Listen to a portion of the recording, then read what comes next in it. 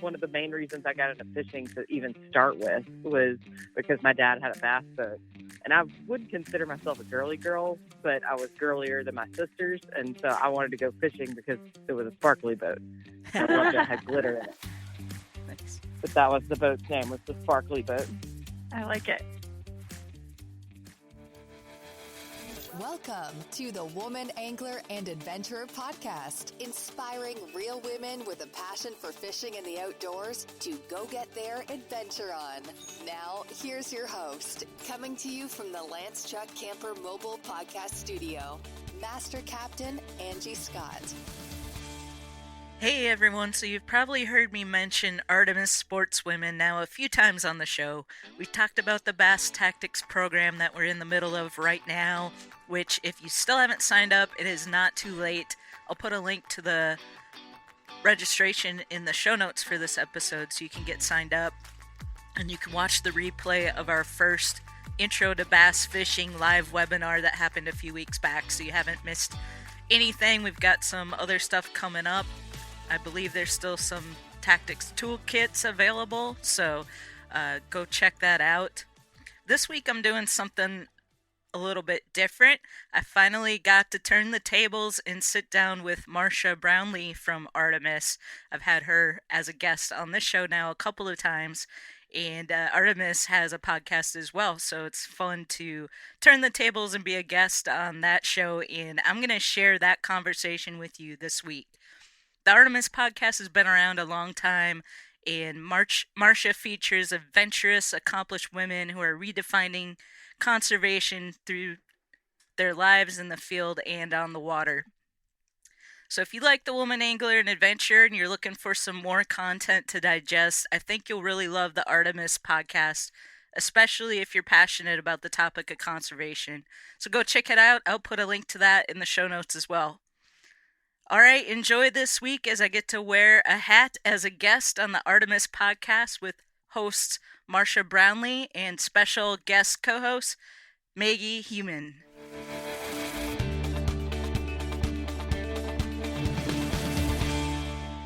Hey everyone, welcome to the Artemis Podcast. I am your host, Marcia Brownlee, and our co-host today is Maggie Human. Maggie, it's great to have you on. Yay, it's good to be back in the land of the living. I feel like I've been like MIA for the last 3 months. Well, with good reason. Your life changed a bit. Do you want to tell us about your new baby? Yes, little Cricket was born on March 1st, and life has been awesome ever since. She's been a great little baby. She's already been out on the boat fishing, and I can't wait till it actually kind of warms up in the west so that I can take her out and do more stuff because it's been a little snowy the last few mornings. That's lovely. How's it? Let me introduce our guest, but then I have questions for you about babies on boats. Okay. Our guest today is Angie Scott. Hi, Angie. Hey everyone, thanks for having me on. Yeah, excited to talk with you. And curious if you have any tips about babies on boats too, but I know like a lot of that. What did you do to bring a baby on a boat, Maggie? How'd you set that up? Well, hopefully Artemis doesn't get a bunch of like DMs about me being a terrible mother. No, well, if we do, we'll push back on that real hard. The babies travel well. I've asked a couple of people and some of my peers at Trout Unlimited about what their methods were for getting babies on boats, and there's mixed messages on what you should do as far as like strap the life jacket to the car seat and put them in the car seat, or wear them on your chest and then you wear a life jacket, but you can't buckle it all the way because they're on your chest. So most babies nowadays, have their little white noise machine in their bedroom, and so we made sure that we got one that had nature sounds, and so we've been blasting like river sounds, like wind blowing through her tents and trees and stuff like that. And so we put her on the boat in the car seat, and she fell right asleep when she was, I guess, a month and a half old. So she did awesome on it, and hasn't been on it since because Dad's back to guiding season, and so my boat's a little co-opted at the moment, but planning on doing a lot of wade fishing in the little Baby Bjorn front carrier this summer. So looking forward to that. Excellent. We look forward to the product reviews.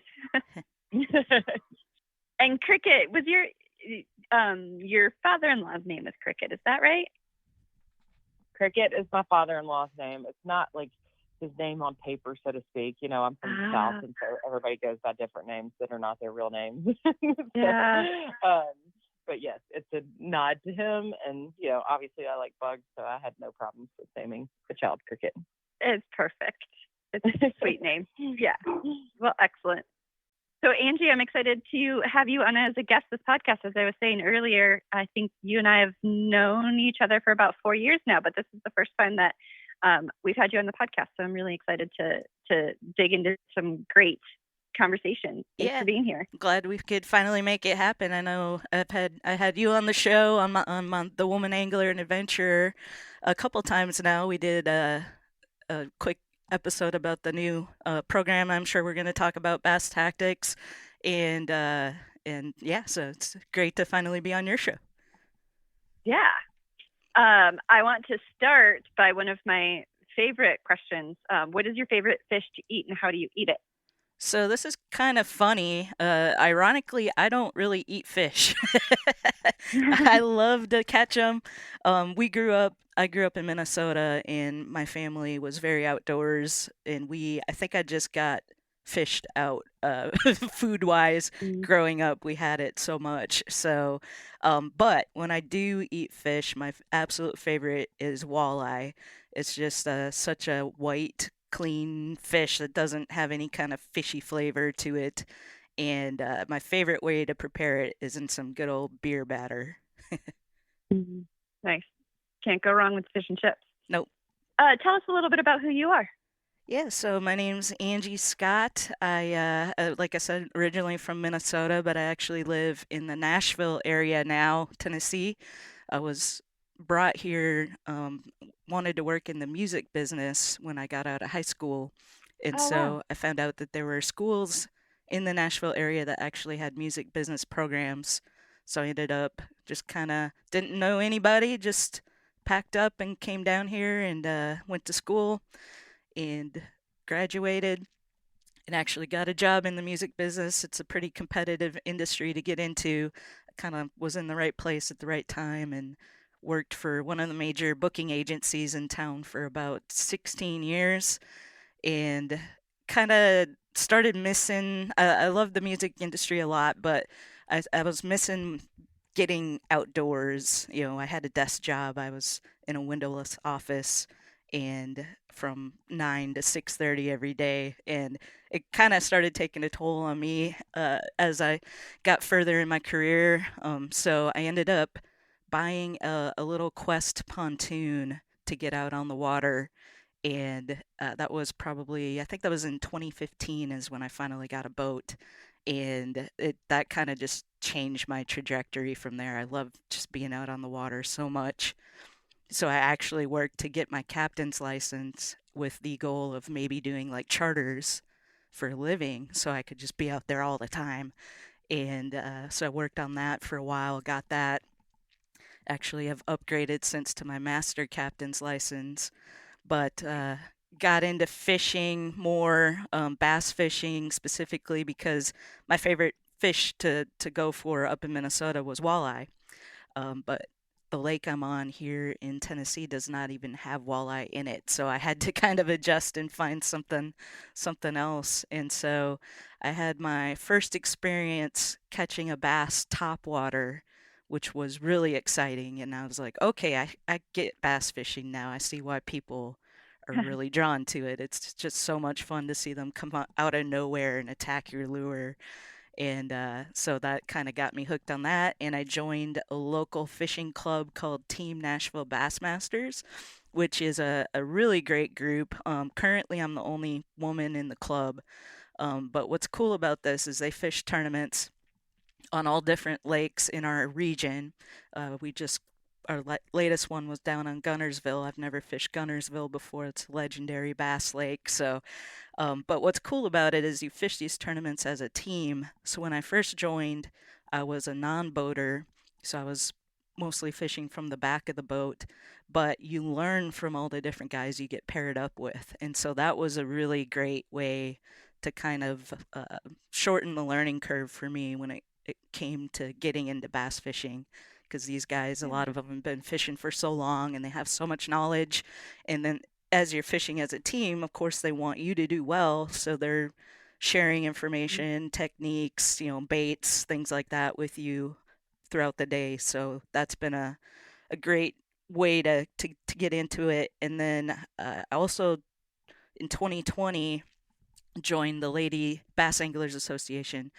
I did my first tournament as a co-angler, they call it. So you don't fish as a team on that one, but you have a boater and or a pro and a co.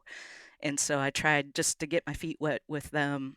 We fished Truman Lake in Missouri, and I was like, yeah, this is really cool. I want to get into this. So next thing you know, next year I'm a boater or a pro, and I'm just loving it and just continuing to learn. And so along the way, I also started the podcast, The Woman Angler and Adventurer, which is now up to, I think, 237 episodes, somewhere's in there. So that's been going strong every week, every Tuesday, putting out a new episode. One of my most recent ones was I met a lady down on Gunnersville, Captain Betty Stahl, who was just amazing to talk to. So that was a real fun episode. She came out to the campground. I travel in a Lance truck camper. We call it the mobile podcast studio. And so she came out, and it was a beautiful day. So we just sat on the banks of Gunnersville and had a conversation. It's a lot of fun. Love meeting all sorts of people along the way. Awesome. What an awesome journey. Yeah. And it strikes me as I hear you talk about joining that bass fishing tournament, that what a really cool model that is for recruiting and teaching and just kind of incorporating new anglers into the fold 100%. And it, like, there's no other model for that outside of bass fishing, is there? Not that I'm aware of. Maggie, you may know of something, but I know there's other types of tournaments, and so they may have similar stuff, like people do catfish tournaments and walleye tournaments up north and things like that. So they may have similar models in that. But I think bass fishing, it's obviously it's super popular.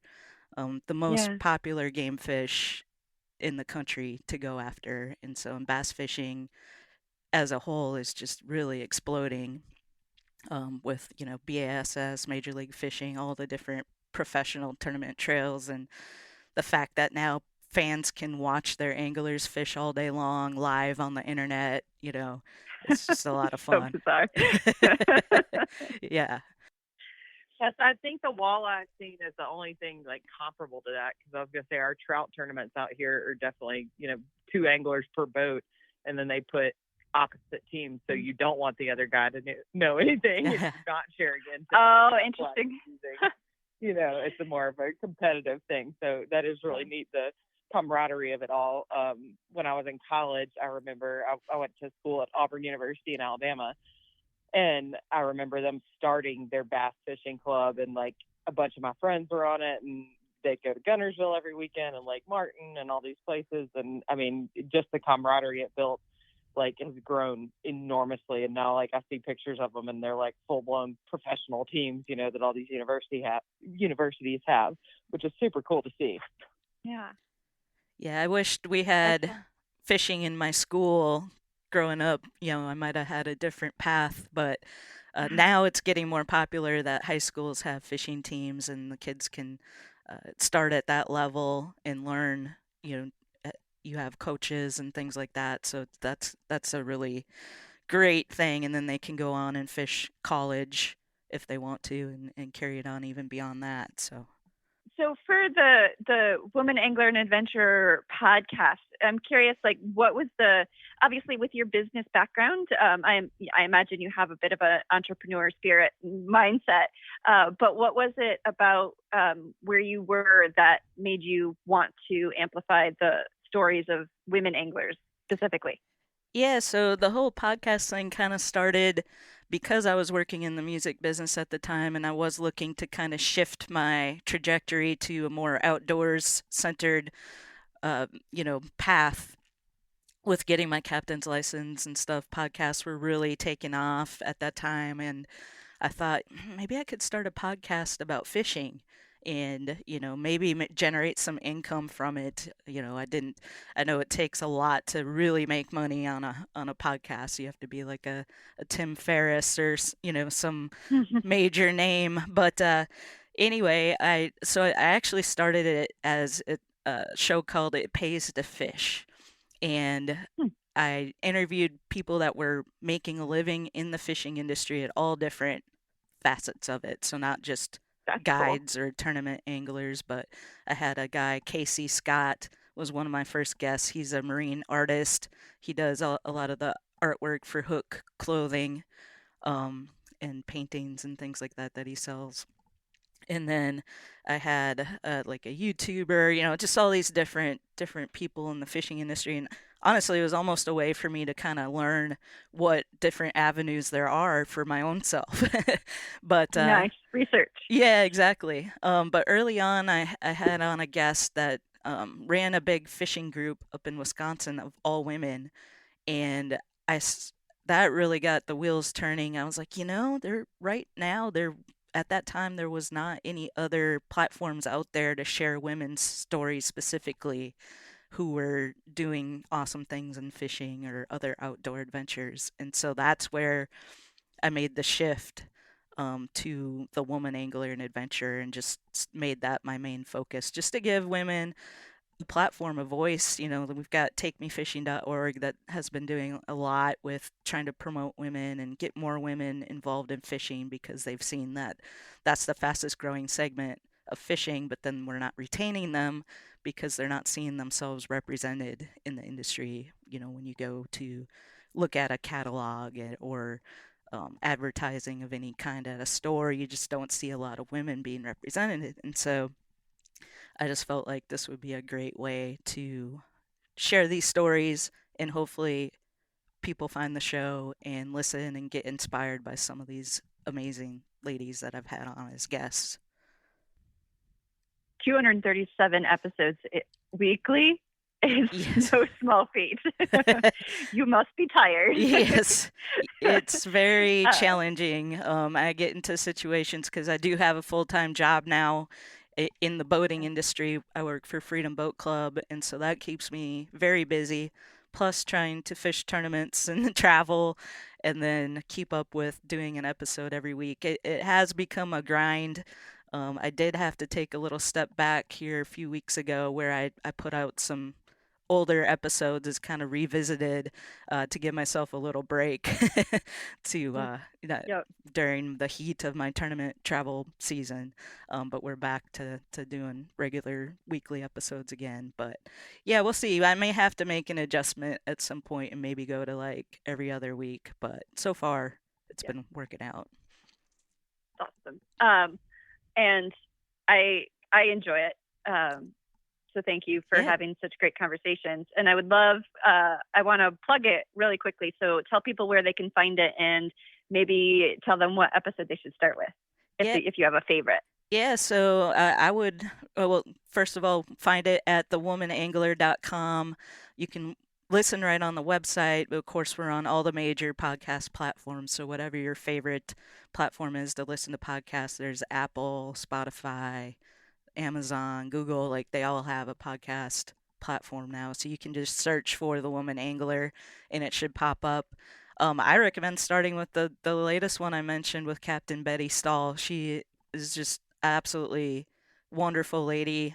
She fishes Gunnersville, and she fished with Bass and Gals back in the 80s when they had that tournament trail. So just really inspiring. I love anytime I get an opportunity to have one of the pioneers as I see them of fishing on the show. And a lot of them, sometimes I have a hard time getting them to agree to come on as guests. So they don't really, a lot of them don't really understand what a podcast is, or they're just nervous. But I love getting the opportunity to have them on to preserve their stories for future generations to hear. Fantastic. Angie, I'm curious what all types of angling you do? Is it everything with spin tackle? Do you dabble in fly fishing at all? I'm Or is mostly it all y- y- traditional? yeah, I'm mostly a conventional angler. I fish all species. I love getting the opportunity to go down to Florida and do some inshore fishing and even offshore whenever I get the opportunity. So I have fly fished before, not very much. I've caught one fish on the fly. Nice. Yeah, Jen Ripple, a good friend, she lives here in Tennessee as well, so she's always encouraging me Right. to learn how to cast that fly rod, but it's just not my. I went on a trip with them and Heather Hodson down in Florida, and they fly fished the whole time, and I was the only one using my conventional gear, and it just looks like so much work. So I'm like, you guys are working It's so so hard, funny. and I'm just like, That's cast, catch a fish. I've gone out with some guys here a couple times after lake trout, which is like deep trolling stuff, almost like offshore fishing. And, they've made fun of me because they're like, you're really bad at this and you're from Alabama. You're supposed to do this better. I'm like, I know. But I always liked bugs growing up. And so I got into fly fishing at an early age. And so I Yeah. kind of, bypassed the whole spin gear scene. But it's really interesting too, like what you're saying, as far as like elevating women. I feel like fly fishing has the Heather Hodsons and Jen Ripples and, these women that I think have like come to the forefront, and you see their faces everywhere, and they're doing Yeah. a great job getting the representation out there. And I don't see it as much on the conventional side. And I really appreciate what you're doing to try and elevate that. Yeah, thank you. There's like I said, I mentioned Take Me Fishing had the women making waves campaign that they're still doing, and they try to, mix in other influencers and women representatives in fishing. So that's probably the biggest one I've seen, but I'm, happy to continue providing this podcast platform as long as people are continue to enjoy the content. Yeah. Yeah, and the Women Making Waves, which is part of the, like you said, the takemefishing.org. And I want to say the acronym of the organization because it makes me so happy every time I do. RBFF. Yep. Which, given that they talk a lot about women in fishing and do a lot of work to amplify and elevate women's stories, I really do think of them as RBFF. But Recreational Boating and Fishing Foundation, they do fantastic work. And you should check out their website because it's full of a lot of information. Yes. Yeah, highly recommend. Yeah, bass fishing. So we've been collaborating most recently on bass tactics, which is awesome. And I know you did a podcast talking about the backstory of the curriculum that you developed for introducing new bass anglers. Can you talk a little bit about the backstory there? Yeah, so actually, I was doing, in addition to the podcast for a while there, I was doing a Monday Night Live show every Monday on, it would go out on Facebook and YouTube, and Barbara Harris had led that up, and we did I think it ended up being a 6-part series on getting people brand new to fishing, like, here are the steps, this is where you start, this is what you should do next, so people aren't jumping, going out to Bass Pro and getting overwhelmed by the just plethora of baits and Right. gear and options and spending a lot of money that they don't need to spend. Like, we kind of really broke it down to like, this is where you need to start. And so Barbara was kind enough to share the outline that she put together for that series, and I kind of based Bass Tactics off of that outline and branched out and added some more things and stuff like that. But that was the basis of it. So Barbara did a lot of work behind the scenes, going into Facebook groups, asking people, what questions do you have? What would you like to know if you were just getting into fishing? And kind of taking a step back, now that we've been doing it for many years, kind of stepping back and saying, okay, if I knew nothing, where would I want to start? And then that's where it kind of branched out from there. I appreciate that approach so much because I think it's like, as with anything that has like a lot of people that enjoy it, it gets complicated until you get these avid anglers who can talk in such technical terms that it goes just like a mile over my head. And so approaching it from the perspective of a beginner as a true educator. And it honestly is helpful for me, to step back, kind of dial it back and be like, because once you get into it and you can go on YouTube and watch videos and different people have different ways of doing the same thing, and one, I've seen so many where they're like, this is the way to do it. And then the next guy will do it a different way. And this is the way you have to do it. And really what it boils down to is, I think, as you spend time on the water, you kind of get your own way of doing it, like what works best for you, because we're all so individualized. And so that's why I think it's always good, even for somebody who's been doing it for a few years, to kind of step back, break it down, make it simple, and just hone in on what you find works best for you. Maggie, do I remember a story where you caught a bass on a fly line? Yes.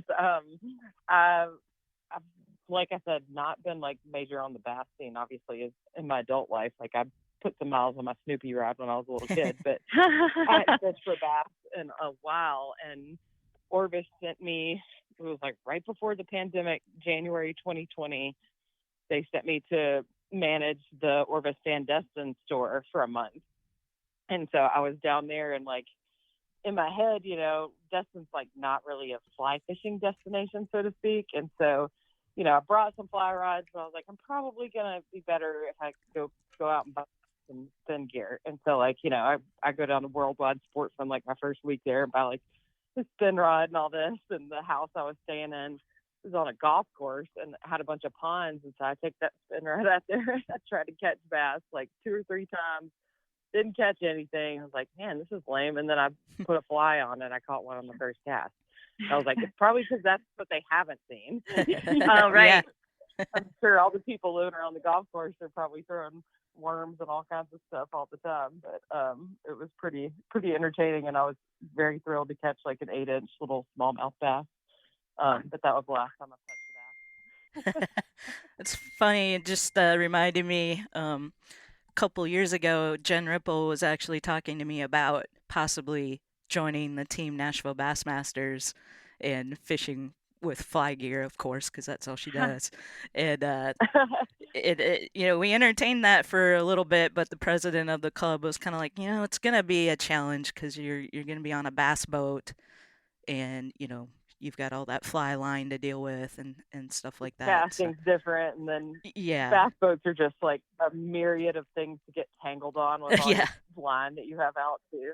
Exactly. That's why flat boats are so clean, on the front. But funny other bass story. Like one of the main reasons I got into fishing to even start with was because my dad had a bass boat. And I would consider myself a girly girl, but I was girlier than my sisters. And so I wanted to go fishing because it was a sparkly boat. I loved it. It had glitter in it. Nice. But that was the boat's name, was the Sparkly Boat. I like it. That's funny. I'm sorry. I'm surprised they even considered the idea. Yeah. Well, yeah. Kudos to Jen for wanting to give it a try. Would have been really cool. I feel like you guys fishing together. Been a struggle. Yeah. With 2 different types of anglers on either end of the boat, though, I'm sure. Yep. It gets a little tricky for sure. It reminds me, like, I bet your relationship is a little bit like the River Wye. You remember that book? Was that? Yeah, where mom was a conventional angler and dad was a fly angler. Mm-hmm. Anyway, that's a funny story. It is. Speaking of stories, Angie, what's one of your favorite stories of all the million days you have on the water? Pick one. Yeah, right. Well, there's been so many. One early on, right after I got my pontoon that I bought, I was just learning, like I said, and I invited a friend of mine out who he's from Miami, but he's done some quite a bit of fishing over the years, and so he came out with me one Saturday morning, and I really was still learning the lake. I didn't really know where to go to target fish, but I just picked this cove that was kind of close to the marina where I was keeping my pontoon, and we went back in there. He brought a Senko, which I'd never fished or heard of a Senko before. So he introduced me to that, which has now become probably my number one go-to bait, which it's just a little plastic worm that kind of resembles an ink pen. Like the profile of an ink pen is where actually Gary Yamamoto got the idea to design that bait. But um, he had like two old Senkos that were already kind of tore up, and that's all he had with him. And he caught probably 5 huge bass in that cove on that same worm. And I caught 2 or 3 pretty good sized ones. And it was just one of those mornings that you just don't get all the time, you know? It was just everything was lined up perfect and we had a blast. So that's one of my favorite. Probably I probably haven't had a morning quite like that until I fished Gunnersville for the first time. Uh, Probably 3 or 4 weeks ago now. Buddy Shane is a guide out there, and so we went out because I've never fished Gunnersville, and I had a tournament coming up with Team Nashville Bassmasters in a couple weeks. So I wanted to get out there and just get a little taste of it because I've heard it can be a very intimidating lake. It's a very big lake, and it's full of grass, which I'm not used to fishing a lot of grass. My lake that I fish on most of the time here is Percy Priest, and it's a very rocky lake. Doesn't have a lot of grass. So I knew this was going to be a challenge for me. And anyway, so I went out with my buddy Shane for like 4 hours, and we probably caught 25 bass.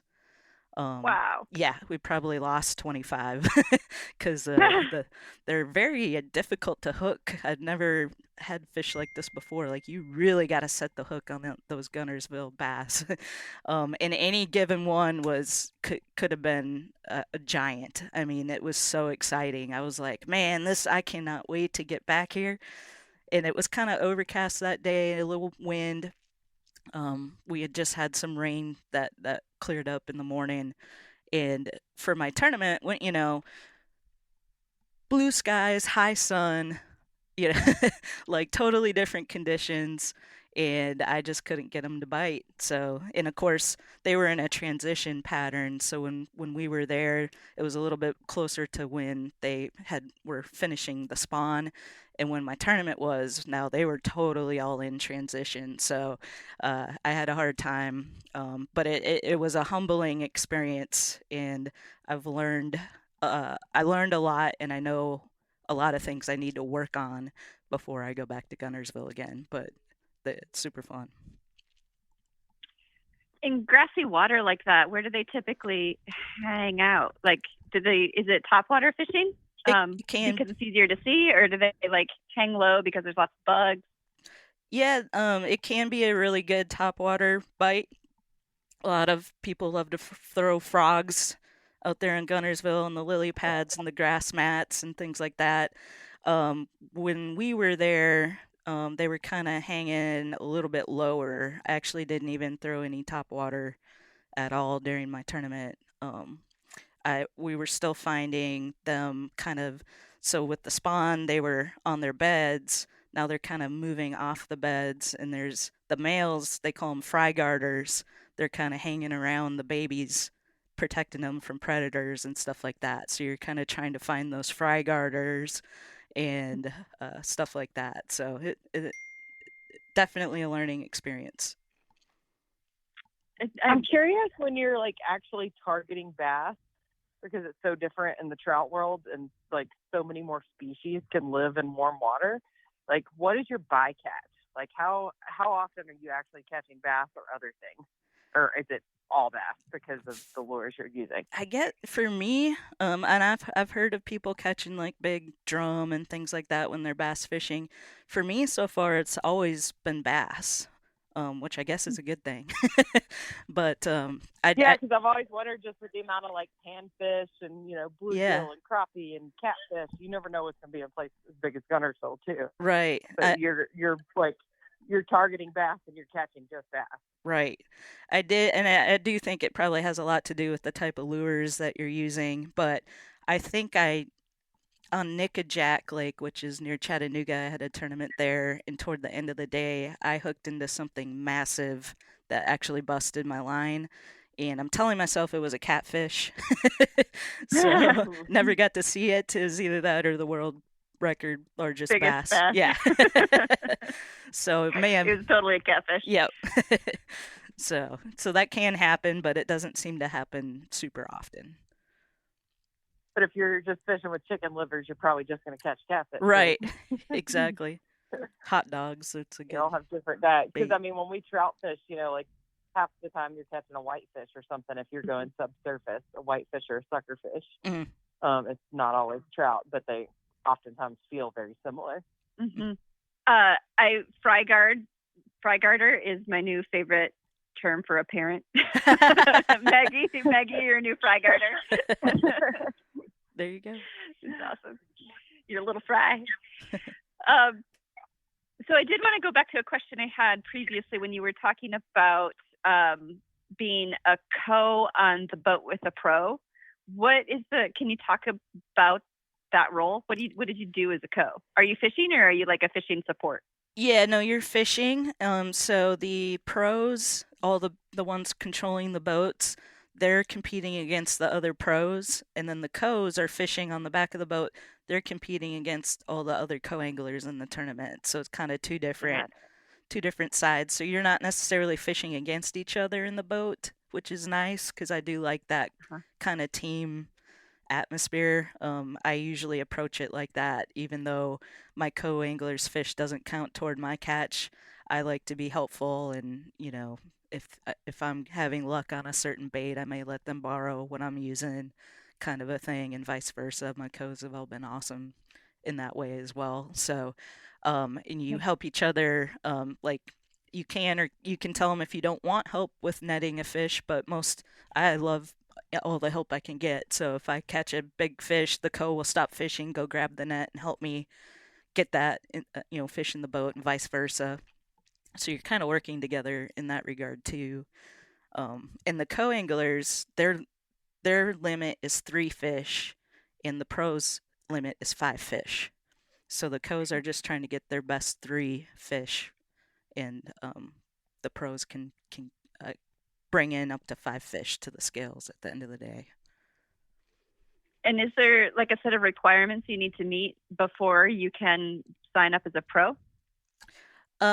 So you have to have a boat that is sufficient enough for the tournament. So it has to have a live well, and a trolling motor.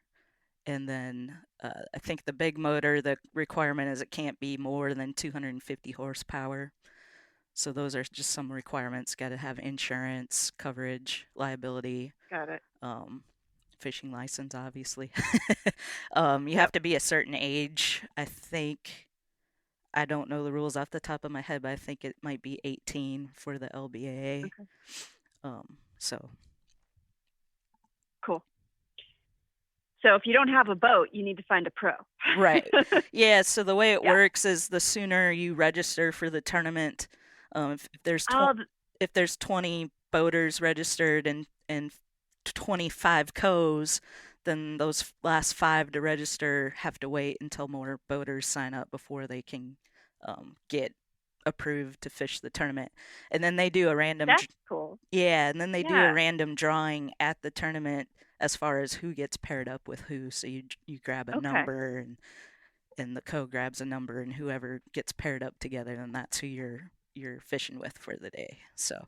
That's cool. I had thought it was like a situation where you needed to register together, but the idea that you can register as a co and then get paired up with somebody on a boat, that just, I mean, I think that probably removes some barriers to access. Yeah. Which is pretty cool. Yeah, and there are other tournaments where you are registering together as a team, but this one in particular, you don't have to necessarily know anybody. You can just sign up, and you're going to get paired with somebody. We do have practice days before the tournament, and so if a co wants to go out with a pro practice days, they do kind of have to work that out. Reach out to somebody and say, "Hey, do you mind if I ride with you?" Yeah. Interesting. So. And that makes sense. If they're pairing you up blindly, then it's a good thing you're not competing or on the same team, because that could be tense. Yeah. It could be. Hopefully it wouldn't be, because we're all fishing and isn't that grand. But I imagine it could be situations where if you guys are if your success is dependent on the other person, it could be Right. interesting dynamics. Yeah, for sure. And I personally, this is something I've found after doing it now for a couple of years, well, about a year and a half now, is I prefer to practice fish by myself. And some of the ladies do, some of them always have a co with them. But I feel like I make better decisions when I'm by myself than when I'm thinking about the other person on the back of the boat, if that makes sense. Yeah. Yeah, can you say more about that? Because I'm definitely the same way. Yeah. Yeah. Yeah, I think about the other person way too much. So when I'm practice fishing, I'm really just trying to learn a body of water. I like to, take my time and really focus, and I just feel like I can focus better too when I'm by myself, where my head is just a little more clear because I'm not worrying about the other person. So that can sometimes be a challenge during a tournament, where I found myself probably making a different decision than I would have if I was by myself. It's so interesting. I found that with hunting, I have the same problem. If I'm hunting with somebody, then I tend to prioritize their experience, which part of me is very content to do, because I like it when the people I'm with have a good time, but it also gets in the way. Right. And it's just, yeah, it's good to know that about myself. Yeah. I'll just stay with that. Yeah. And it works out pretty well with the team situation, because we're fishing to get, like, all our fish count regardless if I catch them or the other guy catches them, so that kind of sometimes can be an advantage because they can focus. That's the other thing I've learned too, is like I'm running the trolling motor, I'm having to worry about boat positioning and all these other factors, whereas the person that's fishing on the back of the boat, all they have to worry about is their casts and their bait presentations. They don't have the other distractions. And so often my co-anglers do better than I do because we're on the fish, but I'm distracted by doing all this other stuff. And that's just something that's going to get better, with more time on the water, more time running the trolling motor and stuff like that. I definitely prefer fishing by myself a lot of the time. Like, I certainly love introducing people to the sport, but I'm thinking this year, like, having a baby on my chest might work to my advantage, because I go to a lot of like river openers where you're on foot and it can be like shoulder to shoulder crowding. And I'm like, maybe a crying baby will be a deterrent. And then if I really want to step it up a notch, I might wear Crocs with socks and like a fake ankle monitor. Nice. And everybody will stay away from me. Oh, that's brilliant. Take a picture if you do that, please. With the crying baby. I've got my campsite booked, because I usually fish the Yellowstone River opener, and I'll always like get up at 3 a.m. and hike in, and I'm like, I can't do that this year with a baby, so I'm gonna have to be roadside where all the people are. So I've been really like strategizing out how I'm gonna deal with it this year. But I'm thinking those are all three good things to do. It sounds like good tactics to me. Yeah. It's fantastic. Wear a GoPro so you can capture people's expressions. Yeah, after bass tactics, you can have how to not have anybody fish around you tactics. Right. How to scare people 100 yards away. Nice. I think this has been a fun conversation, and I appreciate it. I appreciate your time. Maggie, did you have any questions you wanted to ask Angie before I delve into some last ones that I have? Okay, well, this one's twofold. I want to know, Angie, where do you fish the most? And Marcia, she mentioned one lake earlier. I'm wondering if you know any significance to Nickajack Lake that she was talking about earlier. No, I don't. That's where Johnny Cash had his like spiritual awakening. He went to commit suicide there, and then he stopped doing drugs and wrote all this good music. So, fun fact about Nickajack Lake. Yeah. Nice. Yeah, we actually. And is that the main place where you fish, or you fish at like Percy Priest more, or do you travel all around? Percy Priest is the lake I fish the most. I have a houseboat out there, and my fishing boat is on a lift at one of the marinas, so it's pretty convenient for me to get out when I have some time. So with the tournaments, I have been traveling to other lakes a little bit more. Old Hickory is probably the second most fish lake that I've been on, which is just outside of Nashville as well. But that one's been a challenge for me, so I need to get back out there a few more times and see if I can figure out Old Hickory. But yeah, the Johnny Cash story on Nickajack. So the area where he was is the cave, and it's a really cool area. But I fish from a little bit of an unconventional boat. I have a bay boat, which is a center console Key West that you typically would see like in the Gulf or inshore. And so this boat, because it's got the center console, I can't really squeeze under a lot of the bridges on some of these lakes that are really, really low, like you can in a bass boat. And so the bridge to get back to the Nickajack Cave area is pretty low. And the first day during practice, I tried it. I mean, I probably had an inch and a half of clearance getting under that bridge. But one of the old timers was fishing off the bank, and he said, yeah, they're really playing with the levels today, so you want to be careful if you go back in here because they were raising and lowering the level of the lake. So I was like, well, I'm not gonna risk that, So I went back out, but I did see 2 boat ramps back there. So I thought if I really got in a pinch, we could always go get the truck and trailer and get it out that way. But during the tournament, I was partnered up with this guy named Durrell, and we went back there, and yeah, the water did come up while we were back there, but we still had just enough clearance to get back out under the bridge. It's a little scary. You like think heavy thoughts. Yes. A little bit scary, but it was worth it because we did get one nice keeper back there for the tournament. So. Well, you're in such a cool area with so many different types of water around. I used to work for Orvis, and a girl took over for my position managing the Orvis store in Jackson Hole, and she was a guide on the Caney Fork in Nashville. Yeah. And so, I mean, and that's their, trout fishery. Yep. So tailwater. Yeah, Susan Thrasher's out that way.